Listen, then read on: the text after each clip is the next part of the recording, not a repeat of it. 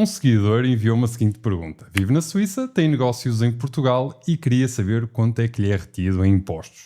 Parece uma pergunta simples, mas não é, e a resposta certa pode valer-te milhares de euros ou custar-te outros tantos.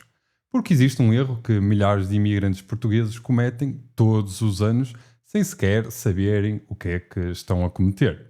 Continuam a entregar o IRS em Portugal como se fossem residentes, declarando o salário suíço e pagando impostos sobre rendimentos que Portugal, na verdade, não tinha o direito de tributar. E há o erro oposto, igualmente caro, assumir que, por se ter imigrado, Portugal deixou de poder tributar seja o que for, e depois receber uma notificação da autoridade tributária anos mais tarde. Por isso, neste vídeo, vou responder à pergunta deste seguidor de forma completa, vou mostrar-te a única pergunta que decide todo o resto e as taxas exatas que Portugal aplica a quem vive fora, como funciona a convenção entre Portugal e a Suíça, e o documento específico que, se não entregares, te faz pagar quase o dobro do imposto que deverias. O meu nome é Pedro Cardoso e o meu objetivo é ajudar-te a gerir e investir melhor o teu dinheiro. Por isso, deixa já o teu like neste vídeo e segue-me que eu quero te ajudar. Antes de falarmos de percentagens, taxas ou retenções, há uma única pergunta que determina absolutamente tudo. És ou não és residente fiscal em Portugal? Repara que não perguntei se és português, não perguntei se tens casa em Portugal. E também não perguntei se tens número fiscal. Perguntei se és residente fiscal, que é um conceito completamente diferente, definido no artigo 16º do Código do IRS.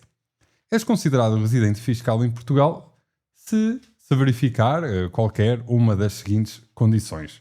Permaneceres em Portugal mais de 183 dias seguidos ou interpolados em qualquer período de 12 meses, ou permaneceres menos de 183 dias, mas dispuseres em Portugal de habitação em condições que façam supor a intenção de a manteres e ocupares como residência habitual. Há ainda uma regra específica que muita gente desconhece e que existe precisamente para desencorajar mudanças de residência puramente fiscais, se tiveres nacionalidade portuguesa e deslocalizares a tua residência para um país com um regime fiscal mais favorável, continuas a ser considerado residente em Portugal no ano da mudança e nos 4 anos seguintes. Claro, a menos que consigas provar, por razões atendíveis, por essa mudança, como, por exemplo, trabalho efetivo por conta de uma entidade patronal local. E aqui está a diferença prática que é enorme. Se fores residente fiscal em Portugal, Portugal tributa os teus rendimentos mundiais, incluindo o salário que ganhas na Suíça.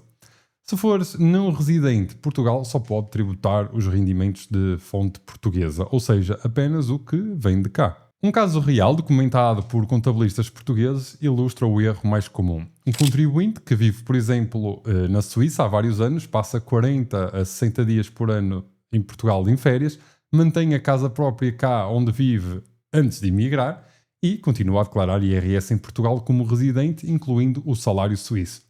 Está a ser tributado em Portugal sobre rendimentos que, na qualidade de não residente, simplesmente não seriam tributados cá. Mas atenção ao inverso. Se apesar de teres imigrado, regressas a Portugal todos os fins de semana ou por períodos prolongados, podes facilmente atingir os 183 dias e manter-te residente fiscal em Portugal, independente de teres casa e trabalho na Suíça. Agora, se determinaste que és de facto não residente, há uma obrigação legal que não é opcional: comunicar a alteração da morada fiscal à autoridade tributária.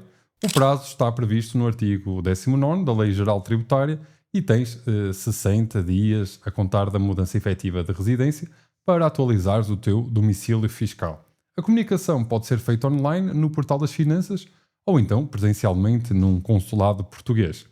E porquê é que isto importa tanto? Por duas razões muito concretas. A primeira é o risco de dupla tributação. Se a autoridade tributária continuar a ter-te registado como residente em Portugal, pode tributar os teus rendimentos cá, mesmo que já estejas a ser tributado lá na Suíça. E depois cabe-te a ti o trabalho de desfazer essa situação, como prova documental, o que é sempre mais difícil do que ter feito as coisas bem logo desde o início. A segunda é a coima. Não ter a morada fiscal atualizada pode implicar uma multa que vai até aos 375 euros.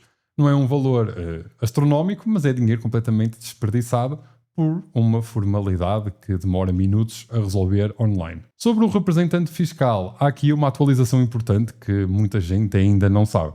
Historicamente, quem tinha o NIF português e mudava a morada para um país fora da União Europeia, como é o caso da Suíça, era obrigado a nomear um representante fiscal em Portugal. Desde julho de 2022, essa obrigatoriedade deixou de existir para quem adira aos canais de notificação eletrónica do Portal das Finanças. Ou seja, se ativares as notificações eletrónicas, ficas dispensado de nomear um representante. Mas este mês é crítico para quem tem um negócio. Essa dispensa não se aplica se exerces uma atividade por conta própria em território português. Nesse caso, mantém-se a obrigatoriedade de designar um representante fiscal para efeitos de IVA. E esse representante tem de ser sujeito passivo de IVA com residência em Portugal. Vamos agora à parte concreta, se és ou não residente, que rendimentos portugueses são tributados e quanto. A lógica é simples de perceber. Um não residente é tributado a taxas fixas e liberatórias, ou seja, taxas únicas aplicadas na fonte que não variam com o teu agregado familiar, com as tuas despesas, nem com o teu escalão de rendimento. Não há deduções, não há escalões progressivos.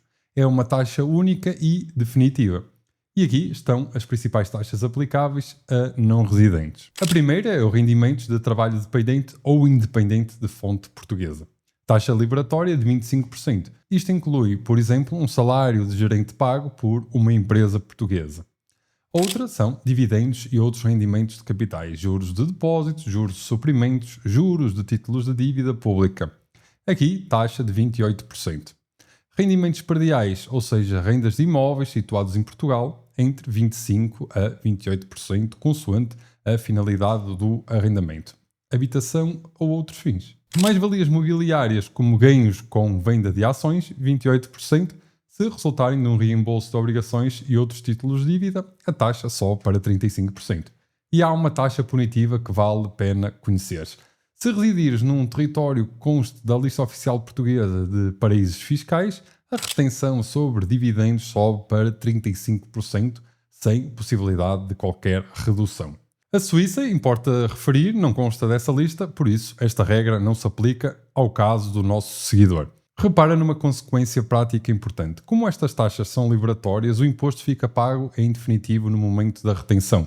Na maioria dos casos, o não residente nem sequer precisa de entregar a declaração de IRS em Portugal por causa desses rendimentos. A empresa ou o banco já entregam o imposto à autoridade tributária diretamente. Mas atenção, isto são as taxas da lei portuguesa isolada e é aqui que entra a peça que muda tudo. Portugal e a Suíça têm desde 1974 uma convenção para evitar a dupla tributação, aprovado pelo Decreto-Lei nº 716/74 de 12 de dezembro e posteriormente alterado por um protocolo modificativo publicado em junho de 2013. Esta convenção existe precisamente para resolver o problema de dois países quererem tributar o mesmo rendimento. E o mecanismo que usa no caso dos dividendos é este. Os dividendos podem ser tributados tanto no estado de residência, a Suíça, como no estado da fonte, que é Portugal. Mas o imposto cobrado no estado da fonte fica limitado a um teto máximo definido na Convenção. Na prática, para dividendos pagos a uma pessoa singular residente na Suíça, a taxa em Portugal pode ser reduzida de 28% para 15%. Em determinadas situações e verificados os requisitos específicos, pode descer ainda mais. Faz as contas ao que isto significa. Sobre 10.000 euros de dividendos, a taxa normal de 28% custa 2.800 euros. Com a convenção acionada a 15%, custa 1.500 euros. Uma diferença de 1.300 euros sobre exatamente o mesmo rendimento na exata mesma situação. E aqui está o detalhe crítico que quase ninguém sabe. A convenção não se aplica automaticamente. Para acionar a redução, o sócio residente na Suíça tem de fazer prova perante a sociedade portuguesa antes do pagamento através da entrega do formulário modelo 21 RFI, disponível no Portal das Finanças, devidamente preenchido e assinado, acompanhado de documentos emitidos pelas autoridades fiscais suíças, que atesta a sua residência fiscal na Suíça nesse período e a sujeição ao imposto naquele país. Se não entregares este formulário, a empresa portuguesa é obrigada a reter a taxa integral. Não é a escolha dela, é a obrigação legal e recuperar esse excesso depois é possível, mas envolve um processo de reembolso junto à autoridade tributária que é lento, burocrático e sujeito a prazos que, se falhares, tornam a perda definitiva. Um formulário é essa a diferença entre pagar 28% e 15%. Vale ainda referir outro lado. A Convenção prevê também mecanismos para eliminar a dupla tributação do lado suíço, através da dedução de imposto suportável em Portugal de uma redução convencionada do imposto suíço ou de isenção parcial. Mas essa parte depende das regras suíças e, sinceramente, é onde precisas mesmo de um profissional local. Há agora uma segunda camada nesta questão que muita gente esquece e que pode ser tão cara como os impostos: a segurança social.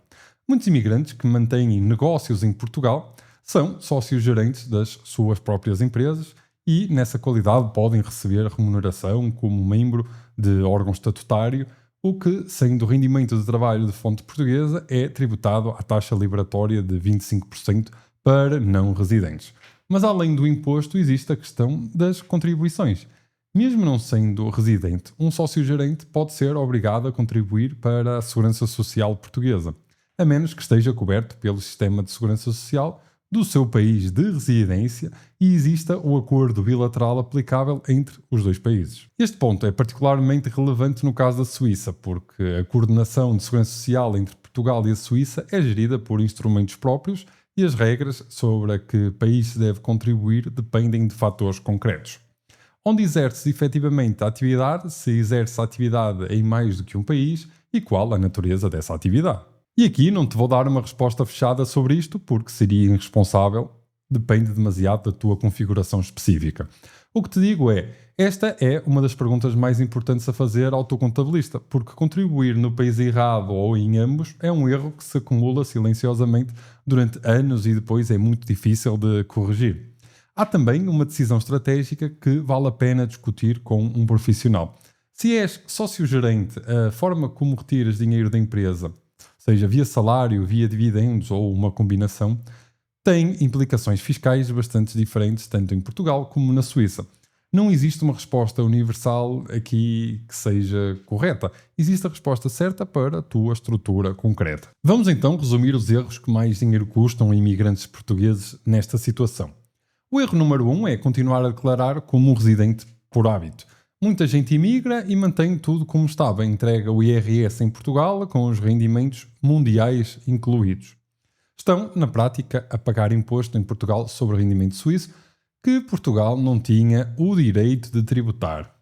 O erro número 2 é assumir que a casa em Portugal determina a nossa residência fiscal.